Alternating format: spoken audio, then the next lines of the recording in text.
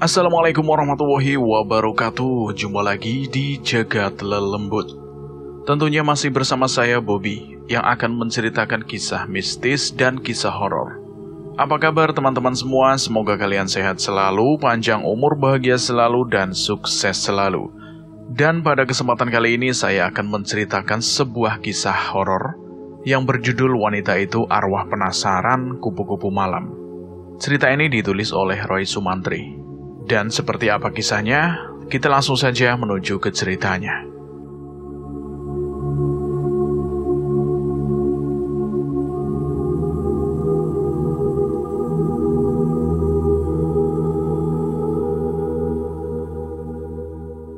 Aduh, sakit, aduh.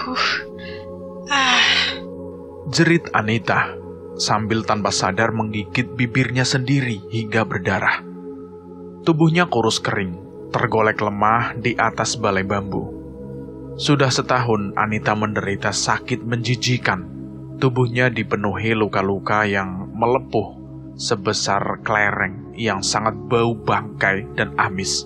Dari kemaluannya mengeluarkan nanah dan darah hitam yang berbau busuk dan sangat gatal. Setiap malam dia menangis, merintih, terdengar menyayat pilu. Kisah ini diambil dari sebuah kisah nyata. Kisah ini terjadi beberapa tahun silam. Semoga bisa kita ambil hikmahnya. Semoga almarhumah diampuni segala dosanya. Dengan aku ceritakan kisah ini, berarti ikut membuka kembali kenanganku pada tahun 1999. Tokoh yang namanya aku samarkan sebagai Anita adalah kakak dari mantan pacar ABG-ku. Kakak beliau setelah bercerai karena faktor ekonomi, pergi merantau ke Jakarta dan terjerumus ke lembah hitam menjadi kupu-kupu malam. Lampu diskotik kerlap-kerlip berbaur dengan pengunjungnya yang berjoget tidak beraturan karena pengaruh miras. Salah satu pelanggan diskotik di daerah Jakarta Barat, itu sebut saja namanya Anton, pemuda rese yang cukup terkenal di daerah Jelambar sebagai preman. Anton matanya jelalatan, seperti mencari seseorang, duduk di sudut ruang di antara sofa yang melingkar Anita. Dari mulutnya dihembuskan asap rokok kesukaannya. Melihat yang dicarinya ada, duduk santai. Dengan sempoyongan, Anton menghampiri. "Hei, kemana aja lo? Baru kelihatan," ucap Anton. Anita yang disapanya hanya tersenyum manis menggoda. "Ayo ikut gue. Udah lama nih." Mata Anton berkedip memberi kode pada Anita. Anita pun bangkit dari sofa, lalu mereka pun berjalan berangkulan keluar dari diskotik tersebut. Anton segera menggagas motor RX-nya. Anita melingkarkan lengannya mesra di pinggang Anton. Jam sudah menunjukkan pukul 1 dini hari. Motor RX King yang dikendarai Anton terus melaju kencang membelah gelapnya malam. "Kita mau kemana, sayang?" Antar aku ke rumah ya. "Memang rumah lu di mana, say?" Ujung Cikarang. "Oh gitu ya, oke dah." Motor pun digasnya lebih cepat karena perjalanan sekitar 2 jam. Dalam perjalanan Anita hanya banyak diam. Anton terus gas motornya, tidak peduli dinginnya angin malam. Memasuki di daerah Cikarang, keanehan mulai Anton rasakan. Penciuman Anton mulai menangkap bau yang aneh. Terkadang tercium bau kapur barus, bunga, minyak orang yang sudah meninggal. Terkadang bau busuk juga. Namun karena pengaruh miras juga barangkali membuat Anton cuek dan fokus memacu motornya. "Masih jauh ya rumah lo?" tanya Anton ketika motornya sudah memasuki daerah Cikarang. Tepatnya perempatan lampu merah SGC. Belok kiri. Entar lampu merah, belok kiri, lurus. Anton mengangguk, mengerti sambil berseloroh tertawa. "Gila ya, jauh banget kampung lo." Gas motor RX King kembali ditarik. Raungannya membelah jalan-jalan raya perkampungan yang mulai sepi. Kiri kanannya sawah yang terhampar luas dan kebun-kebun yang ditumbuhi pohon-pohon besar. terpampang jelas di marka petunjuk jalan di sebuah pasar kecil. Sekilas Anton membaca plang pasar tersebut, Pasar Bancong, nama yang terdengar sedikit asing baginya. Anton menghentikan laju motornya, lalu bertanya tanpa menoleh ke arah Anita yang diboncengkannya. Ke arah mana ini, Say? Katanya, karena di perempatan jalan tersebut terpampang 4 nama daerah. Lurus saja, ambil jalur Garon Cabang Buning. Setelah mendengar aba-aba tersebut, Anton kembali mengegas motor RX-nya. Setelah perjalanan kurang lebih 20 menitan, Anita meminta belok ke arah kiri ketika sampai di persimpangan jalan. Motor Anton tepi sebentar ke pinggir jalan untuk mengisi bahan bakar di penjual bensin eceran. Masih jauh ya rumah lo, Say? Ucap Anton sambil membayar bensin. Penjual bensin nampak melongo sambil menerima uang pembayaran dari Anton. Motor kembali digas kencang oleh Anton. Penjual bensin nampak garuk-garuk kepala sambil nyeletuk. Ngomong sama siapa tuh orang? Karena penjual bensin tidak melihat apa-apa yang diboncengkan Anton. Suasana perkampungan masih terasa sepi. Anton melirik arlojinya. Ketika memasuki perkampungan yang terasa sepi, jam menunjukkan 01.45 menit. Anton merasa heran. Perasaan dirinya sudah menempuh 2-3 jam perjalanan. Tapi angka yang tertera di arlojinya baru 45 menitan. Itu tuh, yang ujung rumahku. Seru Anita ketika jarak dari rumahnya kurang lebih 20 meter. Rumah kecil yang masih sangat sederhana. Bata setengah badan dan gedek bambu ke atasnya. Rumahnya terkesan sepi dan angker. Penerangan pun hanya bolam bulat jadul 5 watt yang tergantung usang. Anton menuntun motornya, memasuki halaman rumah yang sekelilingnya dipagari bambu. Anita mempersilahkan Anton duduk di amben bambu yang terlihat usang. Di bawahnya berserakan daun-daun kering. Tunggu sebentar ya, aku ke dalam dulu. Ucap Anita. Anton mengangguk. Tak berapa lama, Anita sudah kembali dengan pakaian tidur yang transparan. Membuat Anton menelan ludah karena kemolekan tubuh Anita padat berisi bak gitar Spanyol terpampang jelas. Hayo, kenapa ngelamun? Jorok ah. Ucap Anita sambil tersenyum menggoda penuh arti.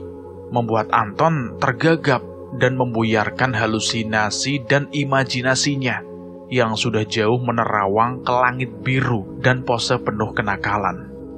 Nih, minum dulu ya. Anita menyodorkan sebuah kendi, wadah air dari tanah liat, dan sepiring singkong rebus yang masih mengebul menggoda perut Anton yang lapar. Udara pagi terasa dingin menusuk kulit, padahal Anton memakai sweater tebal, berbanding terbalik dengan Anita yang hanya memakai baju tidur transparan tanpa daleman. Kamu kedinginan? Apa nafsu sih? Goda Anita melihat Anton yang tangannya gemeteran. Padahal rokok sudah habis 2 batang sedari tadi. Ayo masuk ke dalam yuk. Di luar dingin. Ucap Anita sambil merangkul mesra Anton. Dari jarak 10 meter, ada 4 pasang mata memperhatikan Anton. Rupanya, sejak motor Anton berbelok memasuki perkampungan tersebut, 4 pasang mata tersebut mengendap-endap mengikuti dalam senyap. Keempat pasang mata itu terus memperhatikan dengan cermat dan detail, seperti detektif Conan. Segala tingkah laku yang diperbuat Anton dari balik rimbunnya tanaman bunga di sisi pagar kebun seberang jalan. Anton telah menutup pintu rumah, seperti orang kerasukan dengan secepat kilat melepaskan pakaiannya, hingga tidak tersisa sehelai benang pun yang terlilit di tubuhnya yang kekar, atletis, dihiasi dengan tato. Di pandangan mata Anton yang sudah dirasuki birahi membahana, Anita terbaring genit, menantang dan pasrah jiwa raga, ingin dibelai mesra dan lembut sedap sekali. Keempat orang yang dari tadi memerhatikan Anton bergidik ngeri. Pak RT melompat keluar dari persembunyiannya di balik pagar bunga, disusul 2 orang hansip dan Pak RW. Mereka memang malam itu sedang ronda. Woi, hentikan! Woi! Teriak Pak RT sambil senter diarahkan ke wajah Anton. Tentu saja Anton gelagapan dan segera menyambar celananya, lalu tergesa-gesa memakinya. Siapa kalian? Gelagap Anton bertanya. Wajah dan tubuhnya basah oleh keringat karena terbakar birahi yang tadi tergagalkan. Kamu yang siapa? Malam-malam begini ngapain di tempat ini? Bentak Pak RW, dibarengi 3 rekannya menghampiri Anton yang nafasnya masih memburu. Pak RT menenangkan Anton, lalu basa-basi menanyakan dan meminta identitas. Anton pun menyerahkan KTP-nya. Setelah menerima KTP dari Anton, Pak RT dan Pak RW saling pandang. Mereka kaget. KTP tersebut tertera asal Anton dari Jakarta. Pak RT mengangguk sambil menepuk-nepuk bahu Anton. Beliau meminta Anton menceritakan kronologinya. Kenapa dini hari ada di kampung itu? Anton pun bercerita tentang perkenalannya dengan Anita 14 bulan yang lalu. Dan sudah lost kontak 2 bulan lalu. Lalu baru malam ini ketemu lagi di diskotik dan Anita minta diantarkan pulang ke rumahnya. Setelah mendengar cerita Anton, keempat orang itu saling pandang. Lalu mereka terdiam hening. Coba, nak Anton istighfar, ucap Pak RW, memecah keheningan. Anton pun menuruti perintah Pak RW, walaupun dalam hati bertanya dan bingung. Coba sekarang pejamkan mata, lalu tarik nafas panjang, lalu hembuskan, ucap Pak RT. Anton pun menuruti perintah Pak RT. Nah, sekarang kamu lihat, kata Pak RT lagi sambil mengarahkan senternya. Betapa terkejutnya Anton. Hampir semaput pingsan dia. Rumah kecil yang tadi dia masuki bersama Anita ternyata kuburan. Bukan hanya 1, ada 5 kuburan. Anton mengedip-ngedipkan matanya, bukan genit sayang, tapi seakan tidak percaya dengan penglihatannya sendiri. Tubuh Anton gemeteran, lemes, setelah Pak RT menceritakan sejelas-jelasnya kalau sebenarnya Anita sudah meninggal 100 hari yang lalu karena penyakit aneh. Setelah menyelesaikan ceritanya, mereka berlima dikagetkan suara tangisan yang merinding dan terdengar pilu menyayat hati dari atas pohon. Mereka berlima serentak melihat ke atas pohon mangga besar yang ada di areal pemakaman tersebut. Dek, jantung mereka seakan berhenti berdetak. Terlihat sangat jelas asal suara tangisan menyayat itu dari sosok Anita yang sedang duduk selonjoran kakinya, menjulur ke bawah. Anton, Pak RT, Pak RW, beserta 2 orang hansip itu berkesiap. Nampak dengan jelas di pandangan mata mereka. Pemandangan yang bikin ngeri dan menjijikan. Wajah Anita yang dulu cantik, ayu rupawan, yang bisa membuat para laki-laki tergoda. Kini wajah tersebut rusak, pucat, lebih jelasnya hancur. Wajah yang dulunya mulus, kini dipenuhi koreng, berlubang dengan belatung-belatung yang nampak menjijikan, berpesta menikmati daging busuk yang berlendir.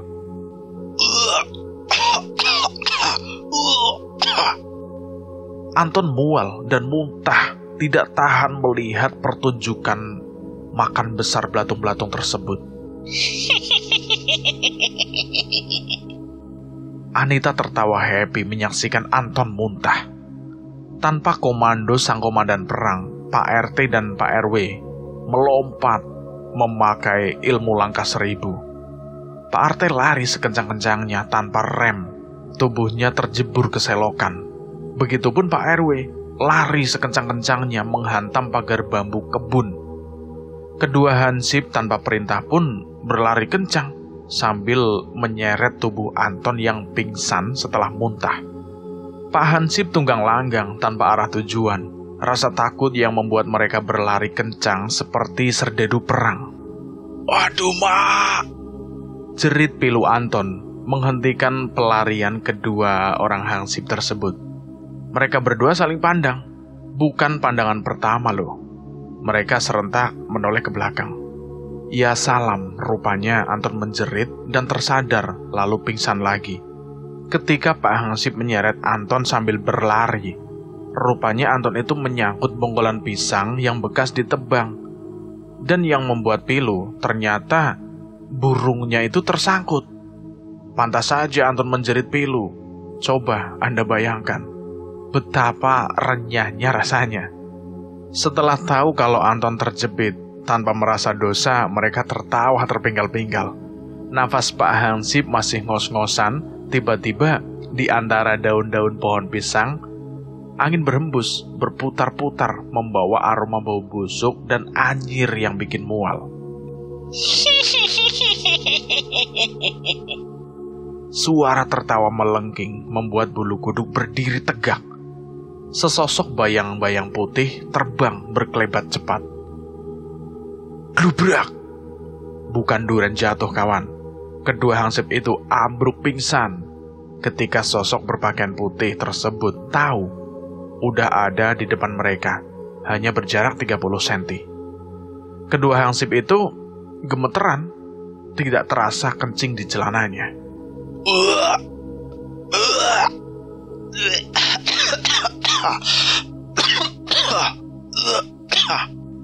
Terasa mual, perut mereka terasa diaduk-aduk, menyaksikan pemandangan menjijikan di hadapan mereka. Belatung-belatung seakan menari riang di rongga muka yang membusuk di wajah Anita. Lendir kehitaman berbau tidak sedap, seakan menjadi aroma parfum di hembusan angin malam itu. Setelah melihat mereka pingsan, sosok Anita pun menghilang menjadi asap putih. Keesokannya, warga menjadi ramai. Kabar tentang hantu Anita menyebar ke pelosok desa. Cerita dari mulut ke mulut ditambahi bumbu-bumbu horor membuat warga kini dihinggapi keresahan. Warga takut keluar malam. Buryam! Buryam, buryam! Teriak Mang Anang sambil menuntun sepeda ontelnya keliling desa. Mang Anang penjual bubur ayam keliling menjajakan dagangannya dari pukul 4 sore sampai tengah malam. Entah mengapa sejak sore itu dagangannya sepi sekali. Dari sore baru 2 orang yang beli. Mang Anang mengayunkan langkah kakinya yang terasa berat. Pikirannya melayang, tergambar jelas kalau esok adalah setoran bank harian yang harus dibayarkan, bekas biaya berobat anaknya yang sakit. Dalam hati kecil, Mang Anang menjerit pilu. Tuhan, gimana esok ini? Dalam lamunannya, jauh berlarian tidak tahu arah tujuan. Tiba-tiba suasana halus merdu terdengar memanggil. Mang, bubur Mang. Suara halus lembut itu sukses menghentikan putaran roda sepeda ontel Mang Anang. Mang Anang menoleh ke kiri ke kanan mencari asal suara itu. Hati terasa gembira. Ada yang mau beli bubur ayamnya. Pandangan Mang Anang tertuju pada sosok seorang wanita cantik yang berdiri mematung di bawah pohon mangga besar. Bubur, Neng! Sapanya dengan semangat. Gadis cantik yang disapa Mang Anang itu tersenyum, tanpa sepatah kata pun keluar dari bibirnya yang mereka terbalut gincu merah darah. Gadis itu mengangkat tangannya, memberi isyarat 5 jarinya. Oh, 5 porsi ya, Neng. Angguk Mang Anang gembira sambil bergegas membuatkan pesanannya. Rasa gembira hati Mang Anang sambil bersiul didendangkan lagu Tarling Pemuda Idaman. Pesanan pun sudah selesai dibuatkan. Betapa terkejutnya Mang Anang. Sosok gadis yang memesan bubur sudah tidak ada lagi. Mang Anang kebingungan, matanya jelalatan mencari kemana-mana. Namun sosok itu raib seperti hilang di telan alam. Tiba-tiba bulu kudunya meremang. Terasa angin dingin membelai mesra tengkuk Mang Anang. Semilir angin membawa harum bunga setaman, seperti segarnya taburan bunga di pemakaman. Belum juga hilang rasa kagetnya Mang Anang. Tiba-tiba suara halus memanggil mesra. Cari siapa, Bang? Disusul suara tawa yang membuat jantung seakan copot. Panjang, melengking, spontan tanpa komando. Mang Anang menengadahkan wajahnya ke arah tawa yang berasal dari pohon mangga besar itu. Betapa terkejutnya Mang Anang. Suara itu berasal dari atas pohon mangga besar yang membuat Mang Anang kaget dan hampir saja pingsan. Sosok gadis yang tadi cantik kini sudah berganti casing, sosok yang sangat menyeramkan dan menjijikan. Wajah wanita itu rusak, penuh luka, berlubang besar, yang di dalamnya terdapat binatang menjijikan bergerak-gerak riang. Belatung-belatung itu seakan berpesta, menggerogoti daging yang membusuk dan berlendir bau anyir. Wah, bajingan! Setan! Setan! Mang Anang berteriak, lalu berlari tunggang langgang sambil membanting bungkusan bubur ayam itu. Sosok menyeramkan itu terus tertawa, seakan puas, bergembira melihat Mang Anang yang lari terbirit-birit, tidak tentu arah, meninggalkan sepeda ontelnya. Kejadian demi kejadian teror hantu Anita terus berlanjut, sehingga warga menjadi resah. Ada apa sebenarnya kedatangan Anton mengusik arwah Anita? Beberapa sesepuh desa pun mengadakan musyawarah bersama warga dan Pak Lurah. Mereka ingin mencari solusi dan ingin mengungkap tabir rahasia teror tersebut. Musyawarah berjalan alot. Ada beberapa usulan yang menjadikan perdebatan warga, karena ada sebagian warga ingin memindahkan makam Anita keluar dari desa tersebut. Tapi akhirnya warga desa sepakat setelah sesepuh desa yang dituakan menengahi perdebatan yang berjalan alot dan panas tersebut. Sebut saja sesepuh tersebut Kang Ustadz Halwani. Beliau menganjurkan agar mereka sepakat mencari orang pintar yang ahli dalam mistis. Namun sudah beberapa orang pintar tidak sanggup menyudahi teror hantu Anita tersebut. Sehingga beberapa warga mulai resah dan sepakat malam nanti menemui Pak Lurah. Mereka ingin memindahkan makam Anita. Terik matahari membakar telapak kaki. Di jalan desa yang rusak, kuayunkan kaki seperti jalan kehidupanku. Sudah 3 tahun aku tidak pijakan kaki ke desaku tercinta. Kerasnya kehidupanku membuat aku terpaksa meninggalkan desa untuk mencari sesuap nasi dan pengalaman hidup. Keringat mulai membasahi kaos yang aku kenakan, terasa haus terongkonganku. Memaksaku singgah di warung perbatasan desa. Warung kecil yang menjajakan es kopi dan jajanan ringan. Asri di bawah rimbunnya pohon karsem besar. Ada beberapa warga yang sedang asik ngopi dan ngobrol. Aku pun segera duduk di balai bambu setelah memesan es. Aku asik menikmati singkong rebus yang sudah lama tidak kujumpai di kota rantau. Ketika sedang asik menikmati, tiba-tiba seseorang menepuk bahuku. Hampir saja aku tersendak singkong rebus di mulutku yang terjejal penuh. Ketika seseorang menepuk bahuku, aku terbatuk, lalu cepat-cepat menuangkan air putih dari kendi yang tersedia sebuah gelas dan minumannya. Orang melihat ke arahku, aku melihat ke belakang ke arah orang yang menepuk pundakku. Belum sempat aku buka mulut bertanya, orang tersebut sudah keburu memburuku dengan pertanyaan. Kang Roy ya? Dari desa Karangharja? Tanya orang itu menodongku. Aku terdiam sambil garu-garu kepala, tidak gatal, sambil mengingat-ingat siapa laki-laki setengah baya tersebut. Kenapa orang tersebut bisa mengenalku? Belum juga aku ingat siapa bapak tersebut. Orang itu menjabat tanganku mengajak salaman sambil menyebutkan namanya. Saya Utar Goler, Kang. Bapaknya Samin. Masih ingat ndak? Yang dulu Akang tolong. Cerocos mulutnya seperti sales daleman wanita, 10.000 3 pasang. Iya saya ingat. Ucapku sambil teringat kejadian beberapa tahun silam, ketika dimintai tolong oleh warga kampung sebelah untuk mengobati seorang anak laki-laki umuran 12 tahunan yang ternyata kesambet di bangunan saluran air bekas bangunan zaman Belanda. Kebenaran sekali, Kang Roy. Ketemu di sini. Maksud Bapak? Aku bertanya tidak paham. Lalu orang tersebut menceritakan kejadian teror hantu Anita yang sedang ramai di kampungnya. Orang-orang yang ada di warung tersebut sontak memandang ke arah kami ketika mendengar cerita teror hantu Anita. Wajah mereka nampak tegang dan serius. Saya bisa apa, Pak? Ucapku sambil tertawa, sambil memasukkan kembali sepotong singkong rebus. Iya, Kang. Bantulah kami. Sejak kemunculan hantu Anita, warung Teteh juga nggak berani buka malam. Jam 5 udah tutup.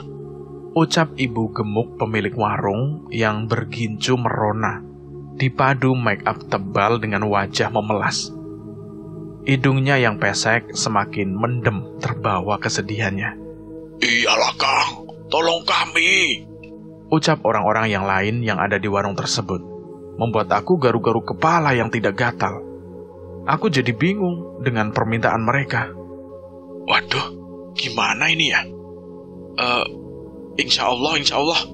Jawabku sambil menggendong tas ranselku hendak melanjutkan perjalanan pulang. Aku segera merogoh saku bajuku hendak membayar. Namun si ibu itu menolaknya. Begitupun bapak-bapak yang ada di warung tersebut.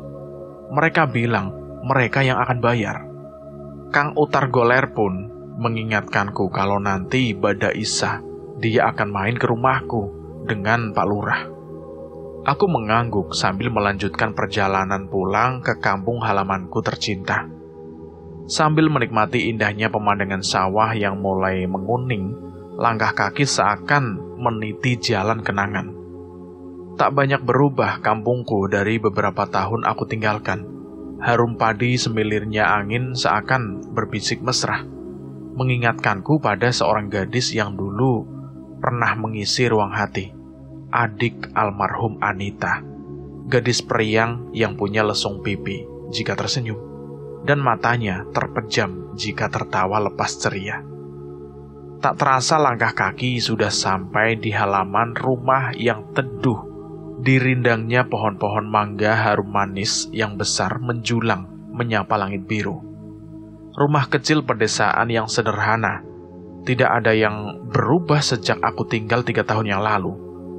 Balai bambu tua yang lusuh masih terongkok di depan rumah, di mana tempatku dulu tiduran di sepinya malam dan terkadang aku ketiduran sampai subuh. Di balai bambu tersebut juga tempatku berhayal berkawan sepi. Lamunanku buyar ketika ada yang memanggil dari samping rumah. Aku menoleh, ternyata teman masa kecil yang bernama Kosnot. Sambil teriak, dia mendekat ke arahku yang masih mematung berdiri di halaman rumah. Wah, bos, pulang nih. Mana oleh-olehnya? Teriaknya menghambur ke arahku memelukku. Gimana? Sehat, Lur? Jam berapa dari kota? Aja-aja lah kalau ada kerjaan. Ucapnya nyerocos, kayak mercon memberondongku dengan pertanyaan. Aku hanya tersenyum mendengar ocehan kawan kecilku itu. Aku bergegas ke arah amben bambu, lalu menghempaskan tubuhku. Kosnot ikut duduk di sampingku. Ibumu lagi ke kebun, katanya lagi. Aku mengangguk sambil mengeluarkan rokok ardat dari saku celanaku, menyodorkan ke kawan kecilku itu. Kosnot nampak sumringah, lalu diambilnya sebatang dan mulai menyalakannya. Kulihat dia nampak ceria sambil memainkan asap yang dihembuskannya. Aku membuka tasku dan mengeluarkan beberapa piks roti. Sambil merokok, Kosnot siap membuka roti coklat dan memasukkan ke mulutnya. Aku tersenyum melihat tingkah kawan kecilku itu. Oi, Kamu ada air nggak? Dia batuk, tersendak. Ada. Ambil tuh, ada minuman kaleng di atas. Ucapku. Kosnot pun segera membuka dan mengeluarkan minuman Coca-Cola, lalu meminumnya. Iya, kamu tahu nggak? Kabar meninggalnya Teh Anita, orang kampung sebelah itu. Ucapnya sambil menatapku serius. Iya, udah tahu. Jawabku datar saja. Kosnot nampak terkejut. Aku pun menjelaskan bahwa tadi, waktu aku mampir di warung, diberitahu oleh orang di warung tersebut. Mendengar penjelasanku, Kosnot mengangguk mengerti. Iya, ngeri. Banyak warga yang diteror hantunya. Ucap Kosnot sambil bergidik ketakutan. Kami pun ngobrol ngalor ngidul cukup lama, membahas kenangan-kenangan masa lalu dan gosip-gosip terbaru di desa. Bada asar, Kosnot pamit mau melanjutkan ngarit rumput buat wedusnya. Sepeninggal Kosnot, aku rebahan di amben bambu. Jangan, Teh! Teriakku ketika aku lihat tubuh Anita berlari ke arah mobil truk yang melaju kencang. Bak! Tubuh Anita terpental, lalu roda truk itu melindas tubuh itu hingga terdengar ngilu. Kerak! Tulang kepala yang pecah. Darah dan isi kepala Anita berserakan di jalan aspal. Darah segar menggenang. Tubuh Anita terlihat kejang-kejang sebentar, lalu diam, tidak bergerak lagi untuk selama-lamanya. Tubuhku merasa lemes. Jalanan desa itu sedang sepi, hanya aku yang berdiri mematung di pinggiran jalan sendiri. Mobil truk itu tancap gas kabur, meninggalkan jasad Anita yang hancur. Namun aku syok, belum juga hilang rasa kagetku akan kejadian tersebut. Aneh hancur tubuh Anita tiba-tiba bangun. Kepalanya hancur penuh darah segar dan isinya meleleh. Kaki dan tangannya patah. Tubuh dengan langkah terseok, menyeramkan, melangkah ke arahku. Tulang remuk dan patah terlihat keluar dari daging yang terkoyak sangat miris dan mengerikan di pandangan mata. Belum juga sampai di depanku, tinggal beberapa langkah lagi. Kepala Anita yang hancur remuk tidak bisa dikenali lagi wajahnya itu jatuh, menggelinding tepat berhenti di bawah kakiku yang terasa gemeteran. Tolong, aku sakit. Terdengar suara serak dan pilu dari bibir yang juga rusak pecah penuh darah segar. Astagfirullahaladzim. Aku kaget melompat dari amben bambu. Refleks ketika bahuku ada yang menyentuh. Nafasku memburu, keringat dingin bercucuran seperti deras hujan di dahiku. Aku menarik nafas dalam-dalam dari hidung dan mengeluarkan panjang dari mulut. Rupanya aku bermimpi seram. Buru-buru aku kuasai diriku. Rupanya aku sepeninggal kawanku Kosnot. Aku tertidur pulas karena lelah berjalan kaki. Aku segera mencium tangan ibuku yang tadi rupanya membangunkanku sedang bermimpi. Beliau baru pulang dari kebun singkong. Sudah lama kamu, Nak? Ucap ibuku sambil tersenyum. Baru 2 jam, Bu. Ya sudah. Masuk, sana mandi. Ibu sudah buatkan teh manis dan rebus singkong. Ibu mau masak buat makan malam ya. Ibuku berucap sambil berjalan ke samping rumah membawa bakul berisi beras menuju sumur timba. Aku bergegas ke kamarku. Kamar yang nampak rapi, mungkin ibuku sering membersihkannya. Aku menggantungkan ransel, kemudian menyambar handuk, bergegas mandi lalu sholat asar. Malam ini ibu memasak makanan kesukaanku, karedok, pepes jantung pisang, makanan yang terkadang aku rindukan di perantauan. Selesai makan dan dilanjut sholat maghrib kemudian. Kami pun ngobrol ngalor ngidul setelah sholat. Ketika sudah adzan Isya berkumandang, terdengar suara motor berhenti di halaman. Tak berapa lama terdengar suara laki-laki mengucapkan salam. Kami pun membalas salam. Ibu bergegas membuka pintu. Ternyata tamunya Kang Utar, Pak Kadus, Pak Lurah, dan Pak RW dari desa sebelah kampung. Aku mempersilahkan para tamu itu duduk. Ibu bergegas ke belakang membuat kopi. Kang Utar pun menjelaskan maksud tujuan bertamu dan diiyakan yang lainnya. Aku termenung sejenak. Sebelum menyanggupi permintaan para tamu, mereka ingin agar aku membantu mengatasi teror hantu Anita. Aku hisap dalam asap rokok kretek kesukaanku dengan pikiran yang melayang teringat mimpi seram siang tadi. Baru juga mulutku hendak berbicara. Di luar rumah, di rimbunnya pohon bambu, terdengar lolongan anjing. Disambut suara burung hantu yang terdengar mendadak dan pilu terdengar di telinga. Samar-samar terdengar suara tangisan seorang wanita yang begitu menyayat. Suara tangis wanita yang sedang dilanda duka lara. Orang yang berada di ruangan tengah mulai meringsut dari duduknya. Bulu kuduk mulai meremang. Angin dingin mulai membelai lembut di ruang tengah rumah. Kesan horor pun mulai terasa. Tiba-tiba, brak! Pintu rumah seperti ada yang melempar batu. Hantaman pada pintu rumahku membuat orang-orang terkaget dan hampir saja lompat dari tempat duduknya.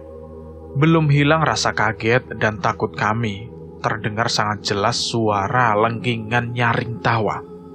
Suara lengkingan tawa terdengar menyeramkan, membuat suasana di ruang tengah rumah terasa mencekam. Pintu depan rumah berisik. Terdengar seperti batu seukuran kepalan orang dewasa dilempar ke daun pintu. Brak, brak, brak. Suaranya begitu nyaring.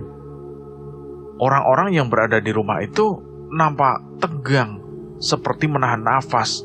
Rasa takut terlihat dari wajah Pak Lurah, Kang Utar, dan yang lainnya.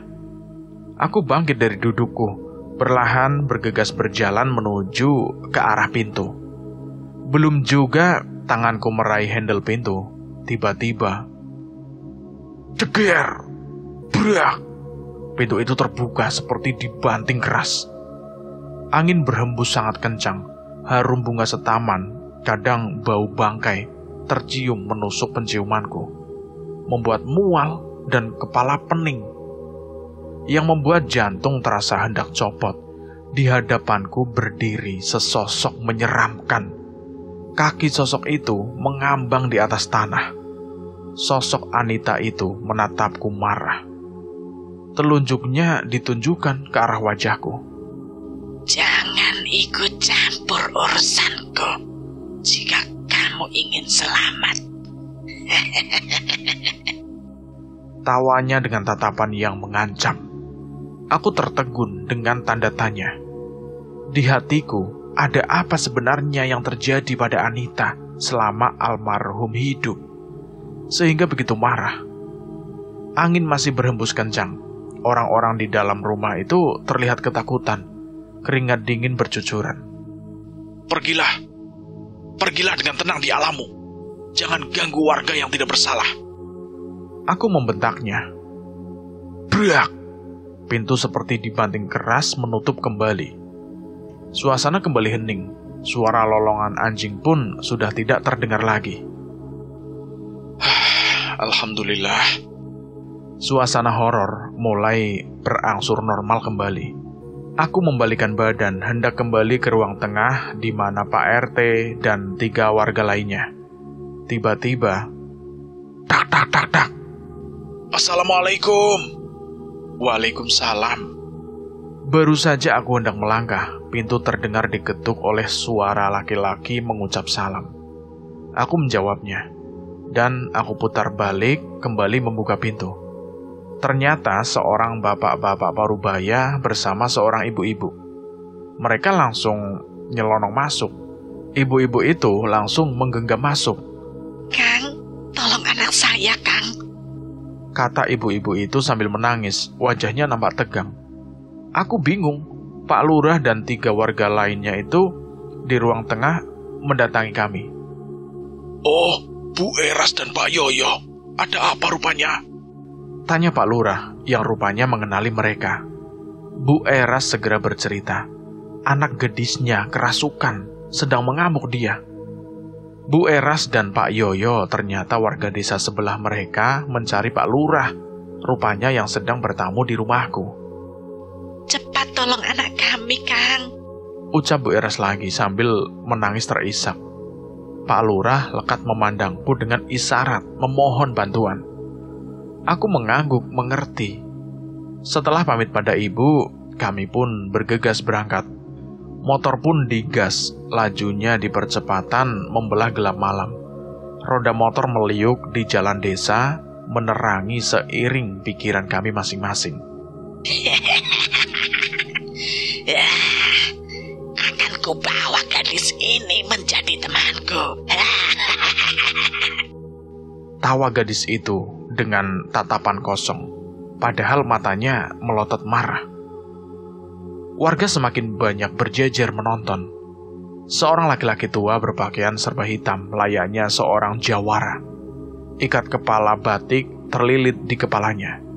Abah Sarim, orang kampung menyebutnya. Beliau orang yang dituakan di desa sebelah.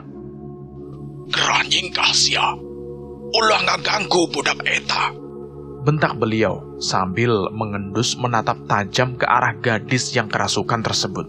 Tangan kanan Mbah Sarim menggenggam daun kelor dan tangan kiri memegang erat segelas air putih. Abah Sarim kemudian mulutnya berkomat-kamit membaca mantra Sunda. Kidung aing, kidung waringin sungsang, kun fayakun, papasten Gusti Pangeran, nuga dukodrat irodat. Selesai membaca mantra, lalu air di gelas tersebut diminum. Mbah Arim melompat ke arah gadis yang kerasukan sambil menyabetkan daun kelor ke arah gadis itu. Mbah Karim menyemburkan air mantra tadi. Terdengar gadis itu menjerit pilu, lalu ambruk roboh. Para warga yang menyaksikan gadis itu pun lega. Mereka pikir Abah Sarim bisa mengusir roh jahat di tubuh gadis tersebut. Namun prasangka mereka keliru. Setelah tubuh gadis itu ambruk ke tanah, beberapa saat kemudian gadis itu bangkit kembali sambil tertawa-tawa seakan meledek Abah Sarim, sesepuh desa tersebut. Ngan sakitu jampe panemu, siap laki-laki bawang ser. Mendengar ledekan tersebut, Abah Sarim mukanya merah padam. Tapi bukan kepiting rebus, ya. Ibu-ibu yang mendengar ocehan ledekan gadis yang kesurupan itu terlihat mesam-mesem, membuat Abah Sarim naik tensi. Bang Kawara, kurang ajar sia, ngaledek kalot. Abah Sarim melompat menerjang dengan emosi full yang sudah terpancing. Belum juga terjangan Abah Sarim mengenai sasarannya. Diiringi tawa melengking membuat bulu kuduk merinding. Gadis itu tubuhnya terangkat ke udara. Terdengar tulang-tulang di tubuh gadis itu. Krak! Terdengar suara ngilu tulang patah.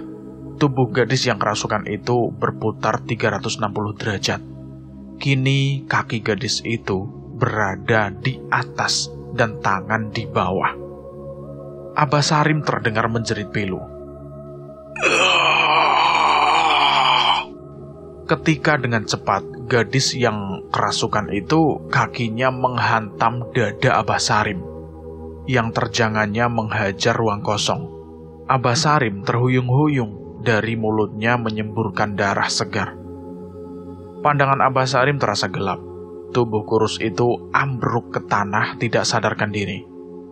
Orang-orang bergidik, ibu-ibu berteriak histeris ketika gadis yang kesurupan itu berjalan dengan kedua tangan merangkak mendekati tubuh Abah Sarim yang sudah tidak bergerak. Gadis itu memiting leher Abah Sarim dengan kedua kakinya, hendak mematahkan lehernya. Hampir saja terlambat, aku segera turun melompat dari motor. Segera mengambil 3 buah batu kerikil, karena jarak antara aku dan Abah Sarim agak jauh 6 meteran. Aku segera membaca kulhu geni ketiga kerikil tersebut. Secepat kilat, aku sentilkan ke arah badan gadis yang kerasukan, yang kakinya memiting leher Abah Sarim yang dalam keadaan pingsan. Jeritan melengking tinggi. Tubuh gadis itu terpental jauh.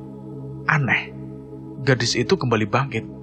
Raut wajahnya nampak marah. Tatapannya tajam ke arahku penuh amarah. Jangan ikut campur urusanku, bentak gadis itu sambil telunjuknya mengarah ke arahku. Aku tersenyum manis, sehingga terlihat sedikit hendosme mendengar ancaman itu. Mati kau. Tubuh gadis itu melayang ke arahku, tangannya ditunjukkan hendak mencekik. Aku segera menyentilkan kembali kerikil yang tersisa. Ketika kerikil mengenai tubuh gadis itu, terdengar jeritan pilu. Warga yang melihat bergidik, emak-emak pun histeris ketika tubuh gadis itu ke tanah. Buk! Seperti nangka jatuh.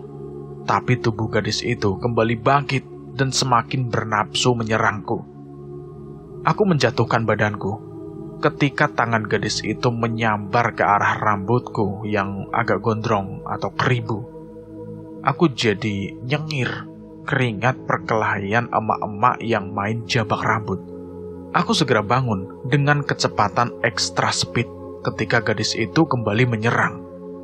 Tanganku cepat menyambar rambut gadis itu, tangan yang sudah aku aliri energi ajian kulhu geni. Gadis itu berteriak. Tubuh gadis itu pun ambruk dibarengi jeritan kencangnya. Ampun, panas, ampun. Beberapa warga desa segera berlari mendekat membantuku menggotong tubuh gadis itu yang lemas lunglai. Aku meletakkan tubuh itu di atas balai bambu. Aku menyeka keringat yang mengucur di dahinya. Bu, tolong ambil air putih hangat dan garam ya. Pintaku pada ibu gadis tersebut. Segelas air putih dan sedikit garam segera kucampurkan. Aku muhadoroh dilanjut membacakan beberapa surat tolak balak. Gadis yang kesurupan tadi masih terlihat lemas tubuhnya. Aku dibantu orang tua gadis itu membantu untuk duduk. Lalu segera air yang sudah dibacakan kalamilahiyah tersebut diminumkan.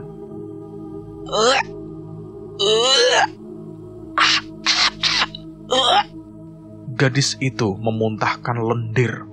Padahal baru juga 3 tegukan minum. Keringat dingin membasahi keningnya. Tangannya mencengkram erat pinggang balai bambu itu. Tiba-tiba, angin berputar kencang. Daun-daun mangga di halaman berserakan, berguguran tertiup angin. Bulu tengkuk mulai meremang, tercium harum bunga melati, terkadang diselimuti bau anjir bangkai. Gadis itu nampak ketakutan, matanya nampak liar mencari sesuatu. Bu, aku takut, Bu. Ucap gadis itu sambil merangkul dalam pelukan ibunya dengan suara aslinya. Warga yang mulai punya firasat tidak baik terdiam membisu. Dek, hampir saja jantung copot. Terdengar suara tawa menyeramkan keras melengking membuatnya kaget. Suara tawa wanita yang terdengar jauh kadang dekat. Terselip di antara kencangnya angin yang berhembus mesra. Aku bergegas bangun dari dudukku, melangkah menuju teras rumah. Sret! Tangkai kelapa, entah dari mana asalnya, meluncur deras mengarah ke kepalaku. Brak! Aku sigap menghindar ke arah berlawanan. Tangkai kelapa itu menghantam motor yang terparkir tak jauh dari aku yang sedang berdiri. Tawa itu kembali terdengar semakin mendekat. Keringat dingin mulai mengalir di dahiku. Aku kaget juga. Nafasku atur agar hati tenang kembali. Diawali basmalah memohon perlindungan kepada Zat yang Maha Sempurna. Aku membaca syahadat 3 kali, dilanjut membaca ajian kulhu geni, energi hangat penghancur panas, merambat di tubuhku. Sekelebat, bayangan putih berputar-putar, melayang di antara dedaunan pohon. Wush, wush. Tiba-tiba, menukik ke arahku dengan cepat, berubah wujud menjadi bola api merah seperti bara. Wush. Hawa panas terasa di pori-pori kulitku. Allahu Akbar. Sambil aku hentakkan kakiku ke tanah. Tanganku yang sudah terkepal dan sudah dialari energi ajian kulhu geni, memukul keras ke arah bola api yang deras melaju ke arahku. Aku tahan nafas. Buak! Aku terhuyung 2 langkah ketika benturan itu terjadi. Dadaku terasa sesak. Terdengar jeritan seorang wanita melonglong menyayat, terdengar menjauh. Tunggu pembalasanku. Kau harus mati. Umpat suara tersebut mengancam. Alhamdulillah. Ucapku sambil memegangi dadaku yang terasa sesak dan panas. Pak Lurah dan Pak RW menghambur keluar. Abang, gak apa-apa. Teriak mereka berbarengan. Aku tersenyum sambil menggelengkan kepala, menjawab pertanyaan Pak RW dan Pak Lurah. Walaupun dada terasa sesak dan sakit, aku tidak ingin mereka khawatir dengan keadaanku. Aku pun kembali duduk ke balai bambu, dan alhamdulillah, gadis yang tadi kerasukan sudah pulih seperti sedia kala. Orang tua gadis itu mengucapkan banyak terima kasih. Kami lanjut ngopi dengan rebusan singkong sambil ngobrol ngalor ngidul. Sehingga tidak terasa, jam arlojiku menunjukkan pukul 1 dini hari. Aku pamitan pada tuan rumah beserta Pak Lurah dan Pak RT. Tadinya, Pak RW menawarkan diri hendak mengantarkanku pulang. Namun, aku tolak halus. Aku ingin pulang jalan kaki saja, sambil mengenang masa lalu pulang jalan kaki kalau ada hiburan di desa. Suasana malam terasa sepi. Bulan tersenyum, bersembunyi di balik awan yang agak mendung. Belum sampai ke rumahku, aku berjalan mengambil jalan pintas, melewati beberapa kebun kosong dan pemakaman keluarga. Tidak ada rasa takut, mungkin sudah terbiasa, suka keluyuran malam semasa muda dahulu. Kebun kosong Haji Burhan nampak sepi. Jajaran pohon nangka dan mangga terpampang terlihat menyeramkan di gelapnya malam. Di sudut kebun itu ada pohon bambu sedapur. Berbatasan dengan kebun itu ada jalan menuju sawah. Warga menyebutnya Gang Kebo. Dahulunya zaman Belanda ada orang kaya yang memiliki kerbau banyak dan tuan tanah. Dari cerita turun-temurun, di gang itu yang kini menjadi lahan kosong, sering banyak penampakan angker. Aku berjalan berlahan sambil bersiul riang, mendengarkan sebuah lagu legendaris pada masa muda, sering di-request di acara hiburan kelilingan. Lagu pemuda idaman, lagu yang sering memicu keributan di acara joget pajidoran. Aku tersenyum, teringat masa muda, teringat dengan teman-teman dan kenakalan-kenakalan kami. Sedang asik-asiknya mengayunkan langkah sambil bersiul, sambil cengar-cengir sendiri. Tiba-tiba, bruak, ratak, bruk. Dahan mangga bapang patah dan jatuh tepat di atas kepalaku. Aku refleks melompat ke samping menghindar. Belum juga kakiku berpijak. Sebuah benda bulat merah seperti bara, berbentuk bola sebesar bola sepak, menggelinding tepat. Aku pun segera salto ke belakang, menghindar. Dan tiba-tiba terdengar suara keras nyaring.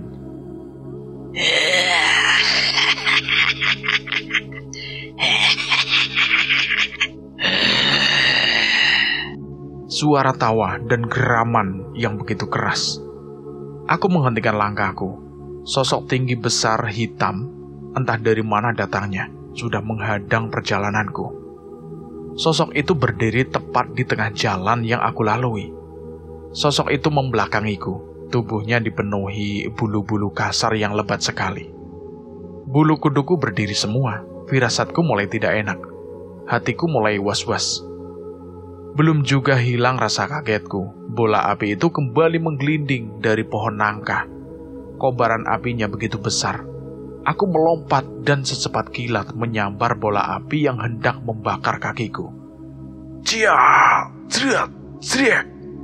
Aku berhasil menyambar benda bulat seperti bola sepak itu yang menyala kobaran api. Aku kaget ketika bola api itu sudah dalam genggaman tanganku. Ternyata kepala manusia botak, tapi di sisinya panjang, semuanya berwujud api banaspati. Wujud kepala itu tertawa, menyeringai, seakan mengejekku. Refleks, bibirku membaca mantra ajian Kulhusungsang. Kulhusungsang, Raja Iman, Kukudung Malaikat Jibril. Hawa dingin menjalar di seluruh tubuhku. Kupusatkan kedua tanganku yang memegang banaspati. Sosok kepala botak gondres di sisi itu menjerit panjang, seketika ku banting ke tanah. Sosok itu hancur, percikan api mengambang. Aneh, sosok kepala banaspati itu berubah menjadi sebilah cundrik Lok 3 tanpa rangka. Aku bengong melihat kejadian itu. Belum juga kesadaranku pulih, suara hentakan keras mengagetkanku. Wush! Tubuh tinggi besar hitam yang tadi menghadang perjalananku, tiba-tiba tubuhnya melenting melesat ke atas, lalu menukik tajam ke arah kepalaku. Sekedip mata aku terpana melihat wajah makhluk besar itu, sungguh menyeramkan. Matanya melotot, merah besar. Kepalanya terdapat tanduk seperti kerbau yang melengkung, ujungnya seperti menyatu. Dek! Wush! Hampir saja cakar kuku hitam runcing dari makhluk itu mencabik wajahku yang sedikit handosme. Aku segera menghindar. Aku menghindar melompat ke arah semak-semak. Dan belum juga sempat aku menghirup udara segar. Wush! Hawa panas menyambar dari arah belakangku. Brak! Aku menjatuhkan diri ke tanah. Aku menghindari serangan dari pembokongku. Hah, sialan. Umpatku kesal. Aku segera bangun dan mencari pembokongku. Dari balik pohon kelapa, aku melihat sosok berpakaian hitam-hitam dengan wajah yang ditutupi kain, seperti ninja. Sambil ngos-ngosan nafasku yang belum beraturan, aku berteriak. Siapa Kisana? Apa aku punya salah padamu? Sehingga tanpa hujan angin dirimu menyerangku? Aku berteriak kesal. Maklum, jiwa muda. Sosok itu hanya tertawa, seakan mengejekku. Dan cerita ini bersambung sampai di sini dulu. Saya akan melanjutkan ceritanya lagi di part berikutnya. Dan bagaimana menurut teman-teman tentang cerita ini? Silahkan tulis di kolom komentar. Terima kasih buat kalian semua yang sudah mendengarkan cerita ini sampai habis.